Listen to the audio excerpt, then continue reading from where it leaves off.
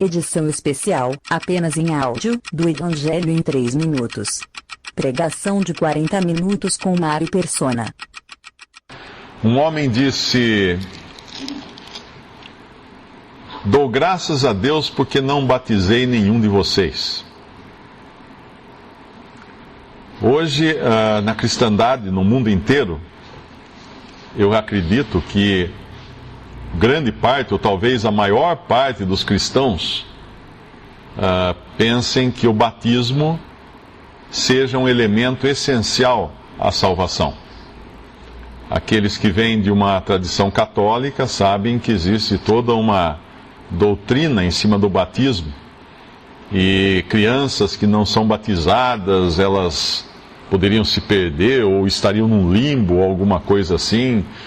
Então o batismo é uma instituição de muitas religiões cristãs que seria assim um coadjuvante na salvação, um elemento necessário e vital para a salvação das pessoas. Muitas igrejas ditas cristãs pregam isso, o batismo como meio de salvação. E o que dizer de um homem que fala: dou graças a Deus porque nunca batizei nenhum de vocês? Seria esse homem cristão? Eu creio que sim, porque o nome dele é Paulo, o apóstolo. Na sua carta aos Coríntios, ele fala exatamente isso: dou graças a Deus porque não batizei nenhum de vocês. Como alguém poderia dar graças a Deus por não ter feito algo que era essencial à salvação, como muitos dizem, que era batizar? Como poderia um cristão dar graças a Deus e dizer que não batizou e dar graças a Deus por isso? Ali o contexto, obviamente, é que ele estava falando de pessoas que estavam seguindo homens, e ele então dava graças a Deus de não ter batizado muitos, porque senão eles também iriam querer segui-lo ou alguma coisa assim. Mas estranho pensar dentro do contexto da maioria das religiões cristãs, que acreditam que o batismo é um elemento essencial para a salvação, fica completamente estranho o apóstolo Paulo dizer que dá graças a Deus por não ter batizado. E não só ele.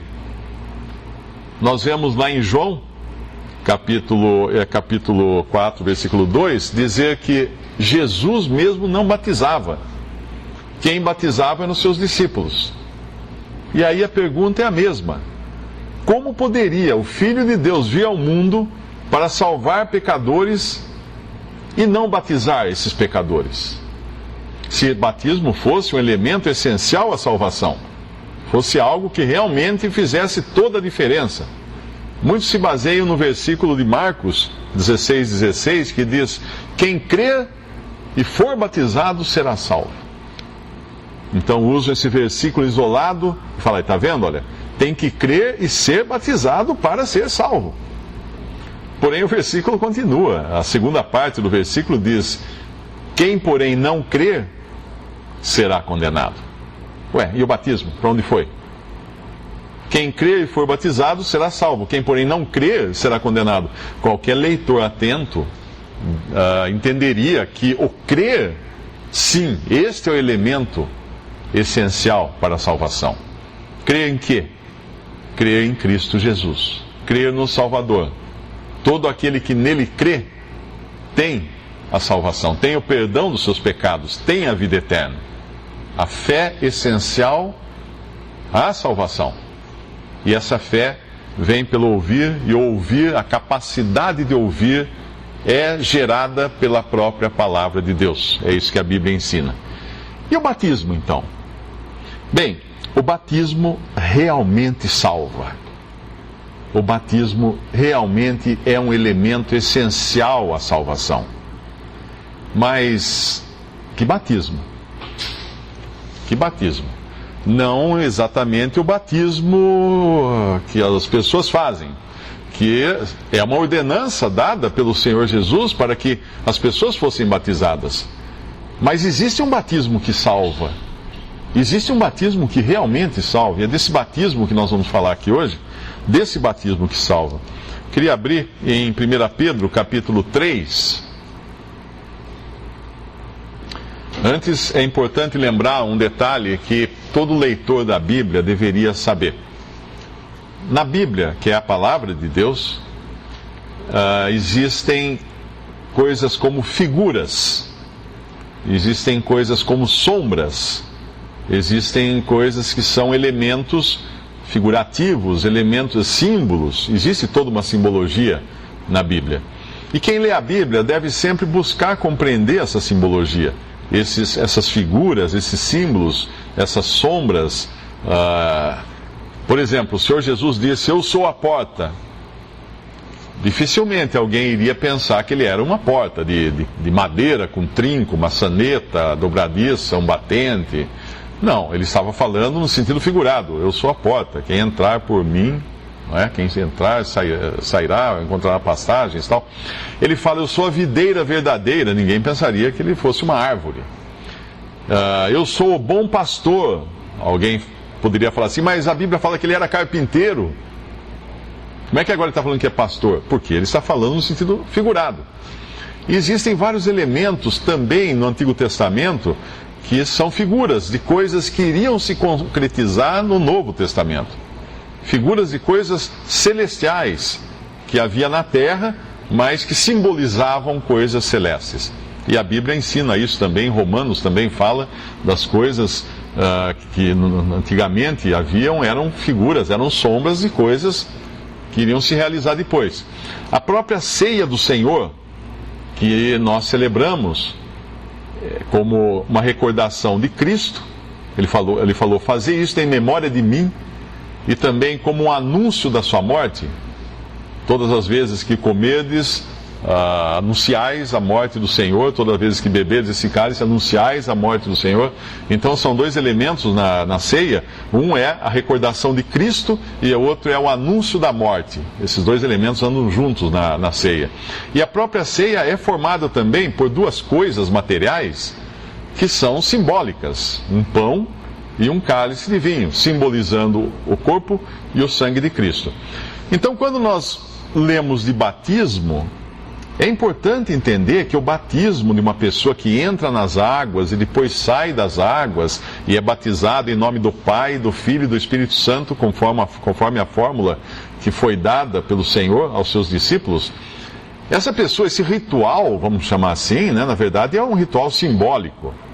Ele não tem poder em si mesmo de causar qualquer transformação na pessoa. Não é uma mágica que a pessoa de repente entra na água e acontece alguma coisa com ela.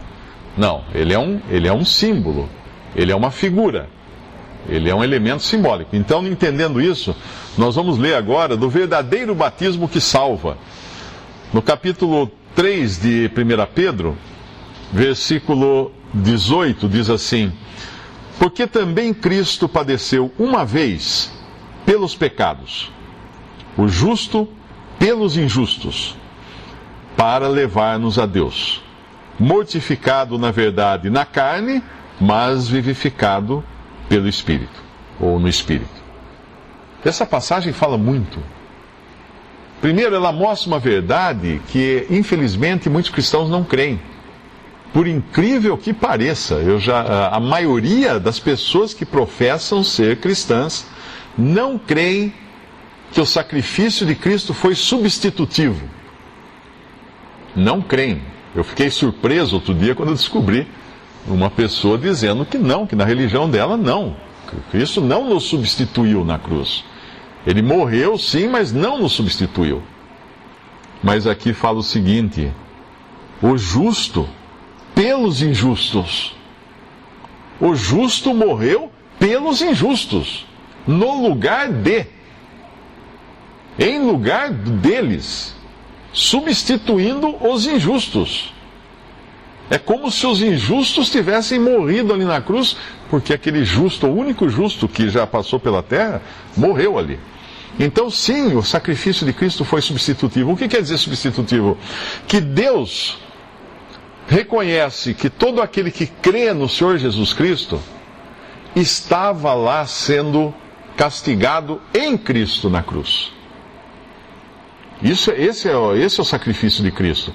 Quando ele morreu pelos injustos, os injustos que nele creem estavam como que morrendo ali, nele, recebendo o castigo. Ele recebendo o castigo que outros mereciam. Seria mais ou menos como eu confessar um crime que não é meu e ser condenado por esse crime. O criminoso é liberto e eu pago a pena, porque eu confessei um crime que não é meu.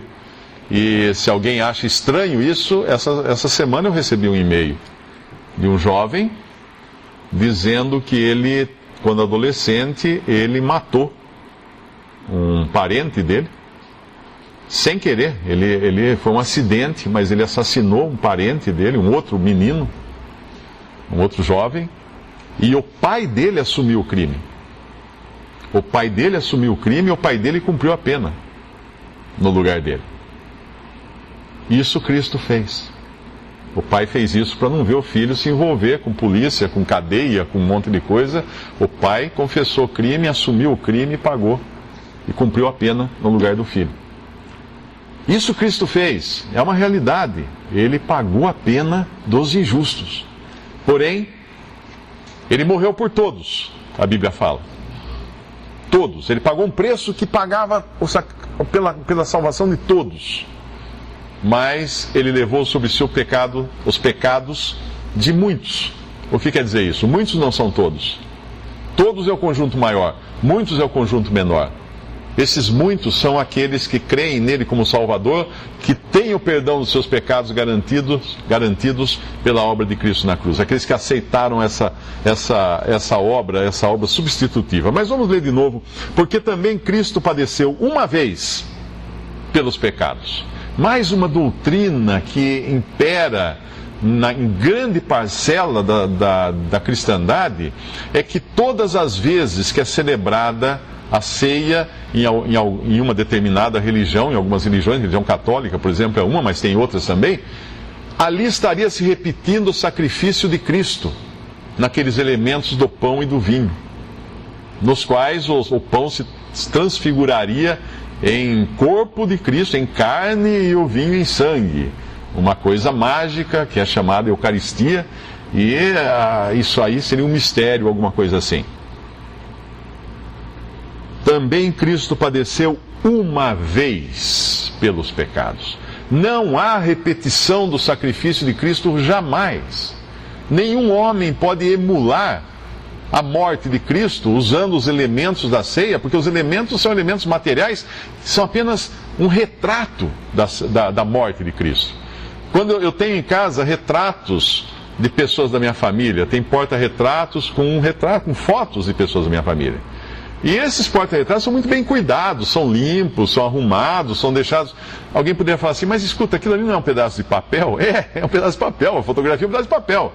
Mas ela representa alguém que eu gosto, alguém que eu amo. Então eu tenho o devido cuidado, porque é um retrato, mas é um pedaço de papel. Não teria problema se pegasse fogo aquele pedaço de papel, aí eu mandava revelar outra foto e fazia outra foto, tirava outra foto e punha lá no lugar. Mas ainda assim é um elemento que representa outra coisa. Então, entendendo isso, que Cristo padeceu uma vez pelos pecados, ele não vai voltar a morrer, ele não vai vir a esse mundo morrer de novo, ele não vai mais passar pelo sacrifício que passou. Lembrando também que o justo pelos injustos, ou seja, foi uma morte substitutiva, ele morreu no lugar de. E eu pergunto, ele morreu no seu lugar? Eu sei que ele morreu no meu lugar. Mas eu pergunto, ele morreu no seu lugar? Você tem certeza de que ele morreu no seu lugar? Que ele levou os seus pecados sobre si ali na cruz? Terceiro, para levar-nos a Deus. Tem uma passagem no Evangelho que ele fala assim, eu sou o caminho, a verdade e a vida. Ninguém vem ao Pai senão por mim. Essa passagem é odiada por todas as religiões que não creem em Cristo como o único e suficiente Salvador. Como alguém poderia dizer, ninguém vem ao Pai senão por mim? Você poderia chamar isso de uma petulância muito grande. A menos que seja verdade. A menos que seja verdade. Aí não é petulância, é a verdade. Ninguém vem ao Pai senão por mim, ele falou. Então ninguém, quer dizer ninguém mesmo. Ninguém mesmo. Mortificado, na verdade, para levar-nos a Deus. Mortificado, na verdade, na carne, mas vivificado pelo Espírito. E agora continua uma passagem que também costuma ser mal interpretada. Eu vou só passar rapidamente por ela, para esclarecer isso, porque fala que no qual o Espírito, vivificado pelo Espírito, que é o Espírito Santo, o Espírito de Cristo, no qual o Espírito foi também e pregou aos espíritos em prisão, os quais no outro tempo foram rebeldes quando a longanimidade de Deus esperava nos dias de Noé, enquanto se preparava a arca, na qual poucas, isto é, 8 almas se salvaram pela água. Essa passagem também vamos chamar assim, a passagem é vítima de muitas confusões, porque as pessoas simplesmente destroçam essa passagem, confundindo isso e achando que Cristo morreu e foi pregar aos mortos, condenados, antes de subir ao céu. Mas se ele fizesse isso, ele teria mentido para o ladrão na cruz, quando ele falou assim: hoje estarás comigo no paraíso. Ou seja, ele morreu ali, o corpo dele foi sepultado, mas o seu espírito subiu para Deus, para o paraíso. E aí lá ele se encontrou com aquele malfeitor que havia sido crucificado. Porque se não fosse isso, ele teria mentido para o malfeitor, enganou o malfeitor. Se ele tivesse saído da cruz para ir pregar para espíritos em prisão, espíritos no Hades, espíritos de pessoas que morreram na desobediência, sem crer. Percebe? Agora também seria inócuo. Por que Cristo iria pregar a pessoas condenadas? Por que eu entraria na cadeia e o sujeito está na cela lá, vai pagar a vida inteira agora pelo crime que ele fez, e eu entrar lá e falar assim: olha, você não cometa nenhum crime mais, viu? É muito ruim, se você cometer um crime você vai ser condenado. Eu falo: mas você está louco? Eu já estou condenado.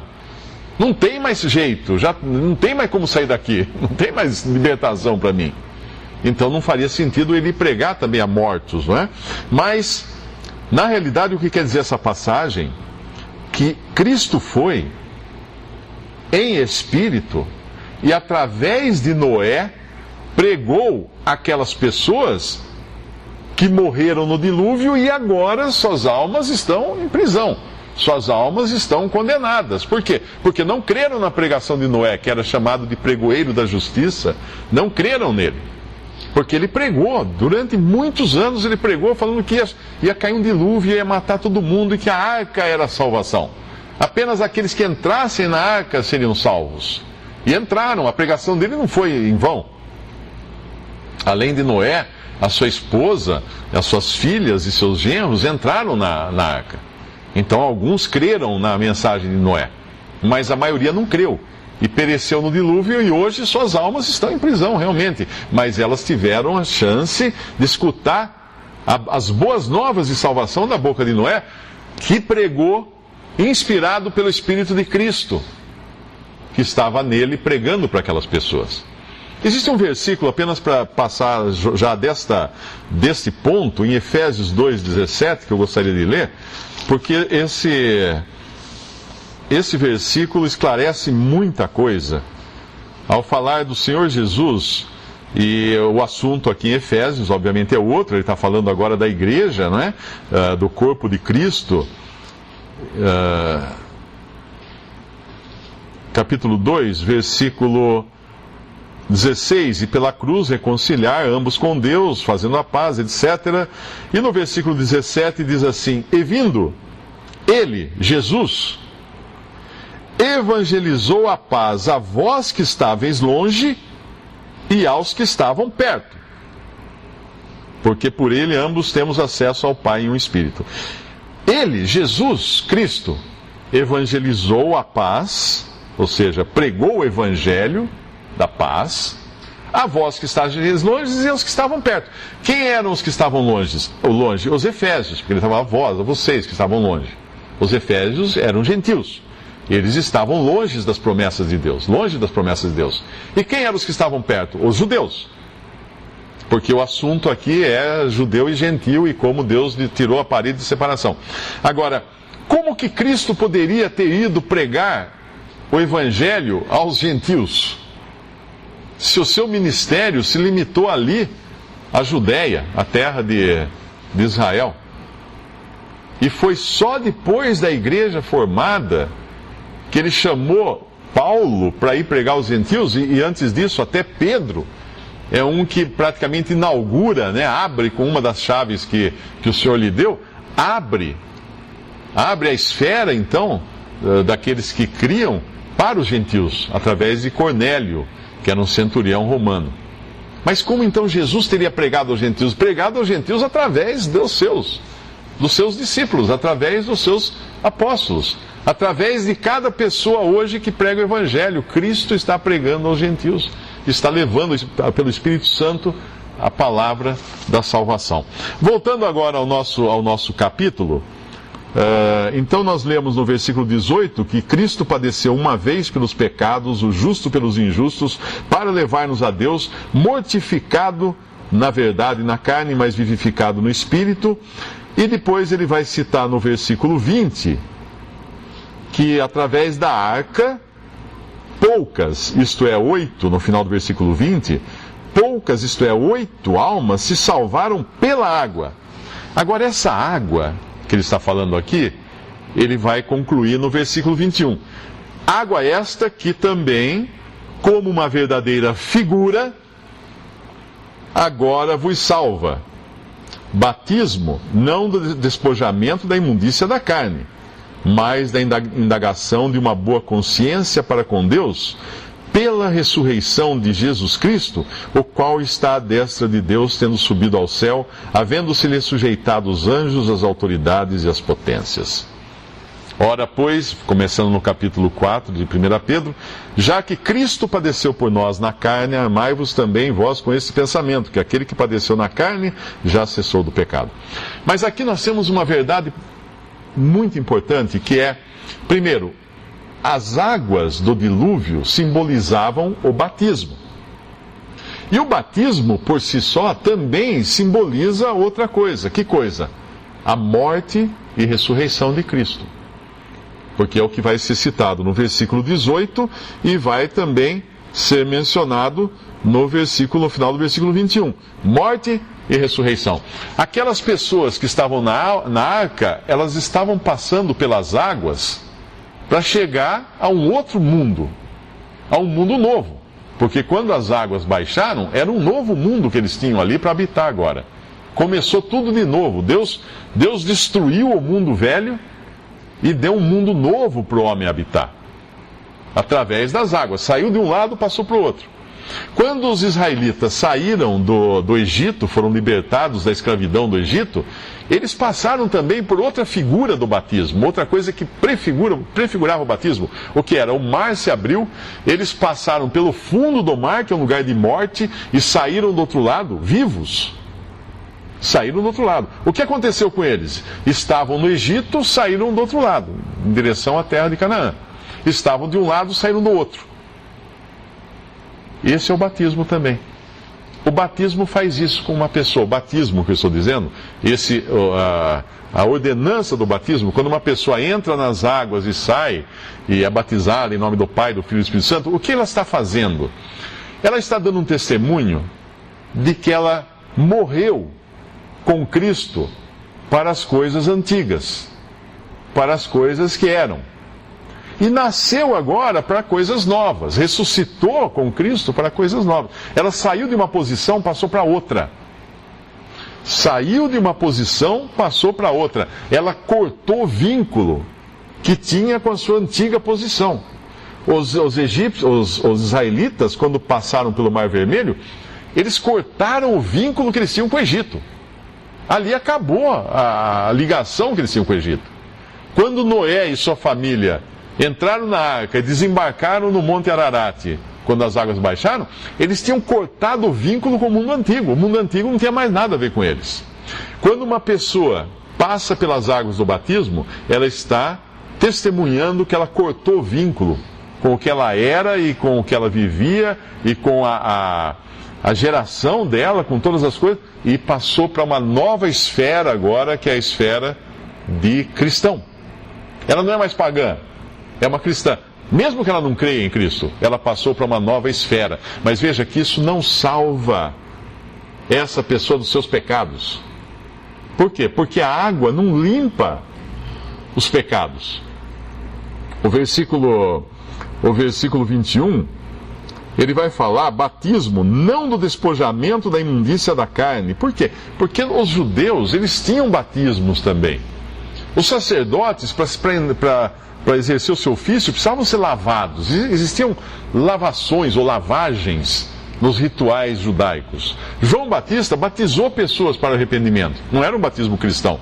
Aqueles que foram batizados por João Batista, e lá em Atos, mais adiante, se convertem a Cristo, precisaram ser batizados novamente. Um batismo cristão. Porque o batismo de João Batista era um outro batismo, tinha uma outra relação, tinha outro significado. Mas o batismo cristão, então, tira a pessoa de um lado e passa para outro. Mas não salva. Não é esse batismo que salva, é outro batismo que salva, e nós vamos falar desse batismo que realmente salva. Tira a pessoa de um lado e passa para outro, o batismo cristão. Isso é tão evidente, nós não percebemos muito isso na nossa sociedade cristianizada. Uma pessoa que é batizada, ninguém está nem aí. Ah, ele foi batizado, ah, que bonito, muito bem, bom para ele. E não acontece nada com essa pessoa. Por quê? Porque não muda muita coisa. Ela vive inserida em todo um contexto de cultura cristã no mundo ocidental. Mas pega um muçulmano, uma vez eu correspondi com um muçulmano convertido, tem a história dele inclusive no site Histórias de Verdade. E ele contou que entre os muçulmanos, você pode até ler a Bíblia, você pode até assistir alguma coisa de cristãos e tal, que a família não vai gostar muito, vai dar bronca em você e tal, mas não se batize. Porque no momento em que você passa pelo batismo, você é expulso de casa. Porque o muçulmano sabe que você acabou de cortar os vínculos com o islamismo. E a mesma coisa acontece no hinduísmo, na Índia. Há poucos anos atrás, uma irmã em Cristo foi morta pelo próprio esposo, porque ela se batizou e ela queria crer em Cristo, ela se recusava a oferecer as oferendas para os deuses hindus, o marido matou. E também um irmão em Cristo, um jovem que se converteu a Cristo, foi batizado, passou a professar a fé em Cristo, foi morto pelo seu próprio irmão, que inclusive pôs fogo na casa para não deixar mais nada do que era o seu irmão. Porque ele entendeu que é o seguinte: meu irmão cortou o vínculo com o hinduísmo, mudou de lado, agora não está mais, não tem volta. Essa é a importância dessa mudança, mas é uma mudança ainda aqui. Quando lá tem uma passagem em Atos 2, versículo 40, quando foram batizadas as primeiras pessoas, já como igreja, né, como corpo de Cristo, tem um versículo que explica bem o que o batismo faz. O batismo não salva, como eu falei, não salva dos pecados, né, não salva eternamente a alma, mas ele salva num certo sentido. E é isso que fala lá em Atos capítulo 2, versículo 40. Pedro, quando prega, ele termina o seu discurso, a sua pregação, dizendo no versículo 40: e com muitas outras palavras isto testificava e os exortava, dizendo: salvai-vos desta geração perversa, de sorte que foram batizados os que de bom grado receberam a sua palavra, e naquele dia agregaram-se quase 3.000 almas. Salvai-vos desta geração perversa. Ou seja, era uma salvação de um estado de coisas, era uma salvação de uma esfera de coisas neste mundo. Não tinha nada a ver com o mundo espiritual, com a salvação eterna.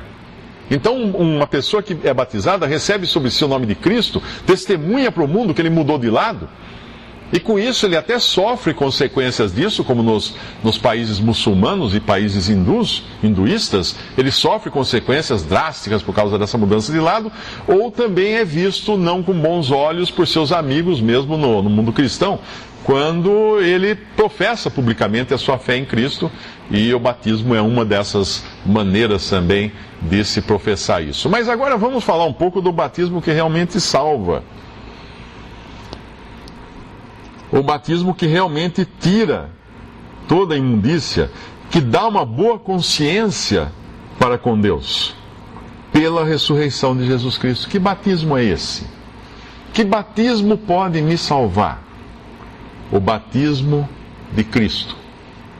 Como assim o batismo de Cristo? Aquele batismo que João Batista fez, quando ele foi batizado por João Batista, Mas o batismo de João era um batismo de arrependimento de pecados. Cristo não tinha pecados, mas ele se sujeitou a ser batizado para cumprir toda a justiça, para se identificar com o seu povo judeu que estava sendo batizado ali. Mas não era aquele batismo que está falando, que é o batismo que salva. Qual batismo que salva? Lucas capítulo 12, versículo 50. O próprio Senhor Jesus vai dizer que batismo ele iria ter que passar. Lucas capítulo 12, versículo 50. Importa, porém, que seja batizado com um certo batismo, e como me angustio até que venha a cumprir-se. Que batismo era esse que Cristo iria ser batizado, que o deixava angustiado? Não era um batismo exatamente de água, né? Mas era um batismo de juízo, como foi o dilúvio. O dilúvio foi um juízo sobre o mundo. As águas do dilúvio cobriram o mundo e mataram todas as pessoas que ficaram debaixo daquelas águas. E de certa forma, Cristo também passou por um dilúvio. Um dilúvio enviado por Deus naquela cruz para fazê-lo submergir no fundo do mar com os nossos pecados. Levar os nossos pecados ao esquecimento, levar os nossos pecados a um lugar de onde eles não pudessem mais ser tirados. Esse foi o batismo de Jesus, a cruz. A sua morte na cruz foi o seu batismo. E se nós buscarmos por uma simbologia também na Bíblia, falando desse batismo, nós vamos encontrar no Salmo 42. E ali é importante entender que os salmos, muitos dos salmos, são a expressão dos sentimentos de Cristo. Como o Salmo 22, por exemplo, que ele fala: Deus meu, por que me desamparaste? E na cruz depois, 1000 anos depois, o próprio Senhor Jesus diria: meu Deus, por que me desamparaste? Ou seja, ele apontava para aquele salmo profético, que na verdade eram as palavras dele, proferidas através de Davi 1000 anos antes. E aqui no Salmo 42, versículo 7, um abismo chama outro abismo. Ao ruído das tuas catadupas, catadupa significa cachoeiras, todas as tuas ondas e vagas têm passado sobre mim. Esse é Cristo. Cristo debaixo de todas as ondas e todas as vagas e todas as cachoeiras do juízo de Deus contra o pecado. Ele ali, se afogando em meio a esse juízo, dando a sua vida para morrer pelo pecador, o justo pelos injustos, para nos levar a Deus. E uma outra passagem também, no Salmo 88, um pouco mais à frente, o Salmo 88, versículos 3 até o versículo 7, ele fala, mais uma vez, deixando claro que isso aqui são os sentimentos do próprio Senhor Jesus, apresentados de forma profética: porque a minha alma está cheia de angústia. E o que ele falou quando ele disse do batismo que ele ia passar? Ele estava angustiado, minha alma está angustiada, tem um batismo. E quanto me angustio até que ele venha. Era a angústia desse batismo. Pois disse, porque minha alma está cheia de angústia, a minha vida se aproxima da sepultura. Isso aqui é Cristo na sua morte. Já estou contado com os que descem a cova.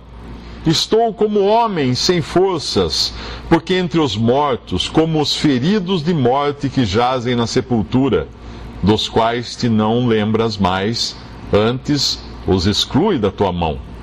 Puseste-me no mais profundo do abismo, em trevas e nas profundezas. Sobre mim pesa a tua cólera, tu me abateste com todas as tuas ondas. Alongaste de mim os meus conhecidos, fizeste-me em extremo abominável para eles. Estou fechado, não posso sair. Estou preso, não posso sair. A minha vista desmaia por causa da aflição. Senhor, tenho clamado a Ti todo dia, tenho estendido para Ti as minhas mãos. Tudo isso é a cruz. Ele sendo ali submergido pelas ondas do juízo divino contra o pecado. Ele sendo abandonado pelos seus, porque os seus observavam de longe, fala nos evangelhos. Ninguém tinha coragem de chegar perto dele na cruz, ninguém tinha coragem de se identificar com aquele homem crucificado ali, levando os nossos pecados ali na cruz.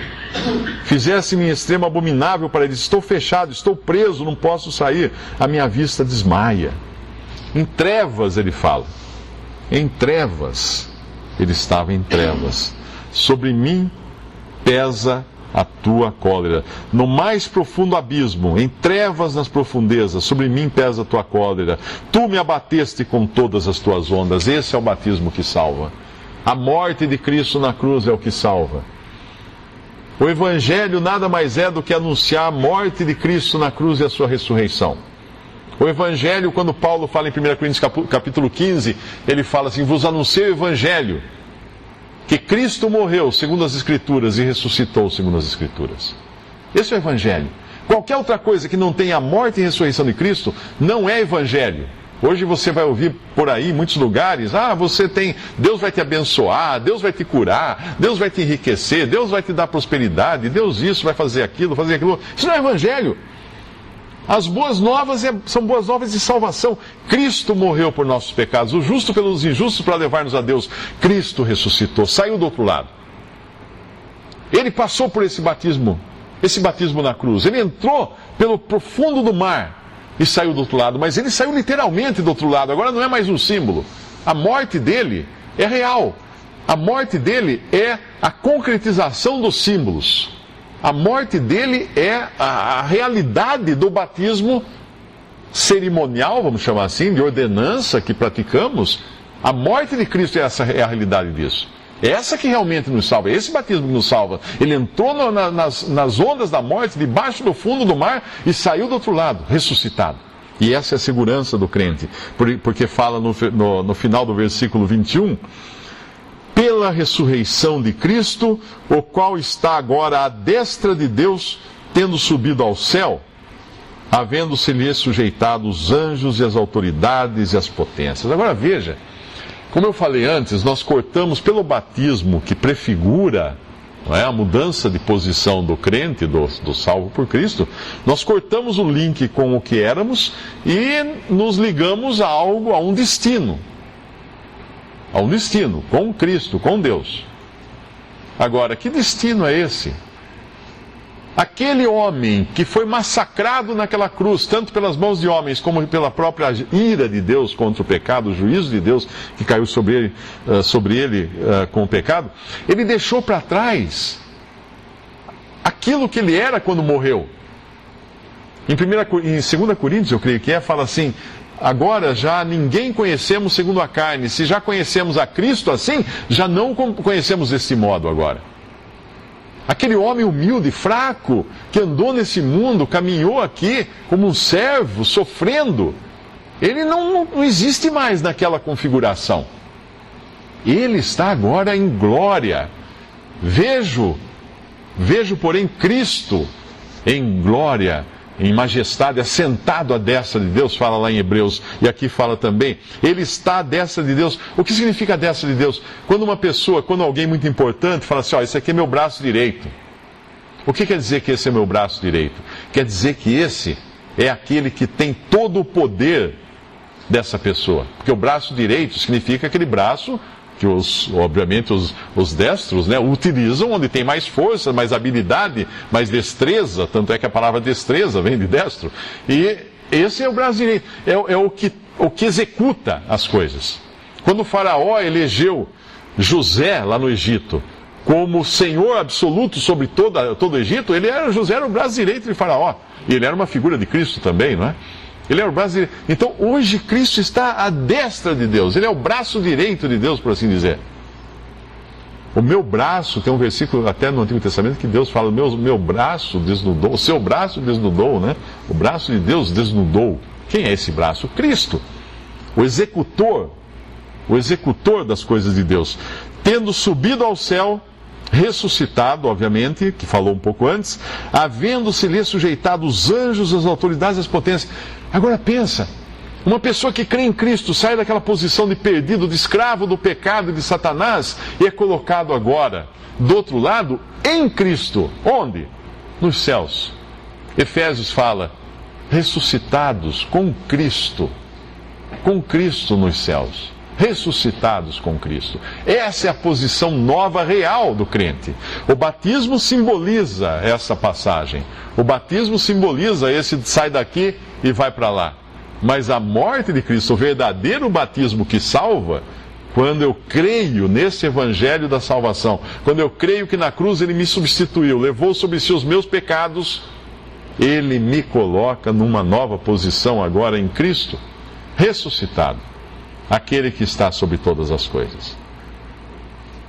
Agora eu pergunto, será que alguém poderia ter a audácia de dizer que um batismo de água teria poder para limpar pecados? Será que alguém poderia dizer que a figura, a sombra da coisa, tem o poder da coisa em si? Quem poderia dizer isso? É como querer ir nesses restaurantes que tem aquela vitrine bonita com aqueles sundae, aqueles sorvetes, banana split, lindos, né? São bonitos aquilo. Ao invés de você pedir um banana split, um sundae, você pensa, não, eu quero esse da vitrine. Moço, esse aí é feito de cera. O senhor não vai conseguir comer não, mas eu quero esse, está colorido, está bonito. Moço, esse não é real. Esse é um símbolo, é uma figura do real. Eu vou servir um sorvete real para o senhor, de verdade. Então, se você quiser uma salvação de cera, confie nos batismos, então, que as religiões praticam. Mas se você quiser receber a salvação verdadeira, creia na realidade, naquilo que o batismo representa. Creia na morte e ressurreição de Cristo, morrendo pelo pecador, o justo pelos injustos. E claro, a Bíblia ordena, o Senhor pediu que fôssemos batizados, essa é uma ordenança do Senhor, mas é uma ordenança representativa. Ela em si não tem efeito para a salvação eterna. E por isso que é importante dar o crédito da salvação a quem tem o crédito, que é Cristo, e não substituir a salvação por qualquer outra coisa. Mas alguém nesse momento, antes de terminar, poderia falar assim, mas lá em João, capítulo 3, o Senhor Jesus falou para Nicodemos que quem não nascer da água e do Espírito não pode ver o reino de Deus. Então, tá aí, tem que ser batizado na água para poder ver o reino de Deus. Que água? De que água ele estava falando? Eu tenho certeza de que não era de água física. Eu tenho certeza de que era da mesma água que ele falou, que ele falou através, o Espírito Santo falou através do apóstolo Paulo em Efésios, quando ele fala da água da palavra de Deus. Em várias passagens na Bíblia, a palavra de Deus é comparada com a água. Fostes lavados com água pela palavra de Deus, regenerados pela palavra de Deus. Então a palavra de Deus, quando atinge uma alma, ela realmente dá vida para aquela alma, para que aquela alma creia pelo poder do Espírito, creia no Evangelho da salvação, e essa mesma palavra que teve esse poder de despertar essa alma, para que ela pudesse crer em Cristo, é o próprio Senhor Jesus, o Verbo de Deus. É o Verbo de Deus. O poder todo vem de Cristo. Em todas as instâncias conectadas à salvação do homem, tudo é Cristo. Não substitua a realidade de Cristo pela fotografia. Se alguma das pessoas que eu gosto, que estão ali nas fotos, nos porta-retratos, né? Eu tenho porta-retrato dos meus netos lá em cima da estante. Eles vão me visitar agora, em breve. Agora imagine meus netos chegarem e falarem, não, criançada, sai daí, eu tô aqui me dedicando aos meus netos, e ficar lá ocupado com o retrato. Eu vou falar, você está louco, vô? Que negócio é esse? Nós estamos aqui, olha eu aqui. Isso é papel, não é de verdade. Creia no verdadeiro. Creia em Cristo Jesus como seu Salvador e receba de Deus o perdão dos pecados e a salvação. Vamos dar graças a Deus. Nosso Deus e nosso Pai, nós damos graças, Pai, por uma salvação tão perfeita, tão grandiosa, que tu proveste, nada de nós, entregando o teu próprio filho para morrer naquela cruz, uma cruz maldita, uma cruz de dor, de aflição, para submergir ali debaixo dos nossos pecados e debaixo das ondas e das vagas do juízo divino. Pai, que tu possas agora tocar os corações daqueles que ouvem esta mensagem, para que creiam nesse Salvador. Não para que creiam em ordenanças de homens, ou em rituais, ou em cerimônias, mas que creiam naquilo que é verdadeiro, na própria pessoa do Salvador, em Cristo Jesus, na sua morte, na sua ressurreição por nós pecadores, e tenham a certeza de seus pecados todos perdoados, e a certeza de estarem em Cristo agora. Nós damos graças pela tua palavra que lemos aqui nesta noite, e nos encaminhamos nas tuas mãos, em nome de Cristo Jesus, nosso Senhor e Salvador. Amém.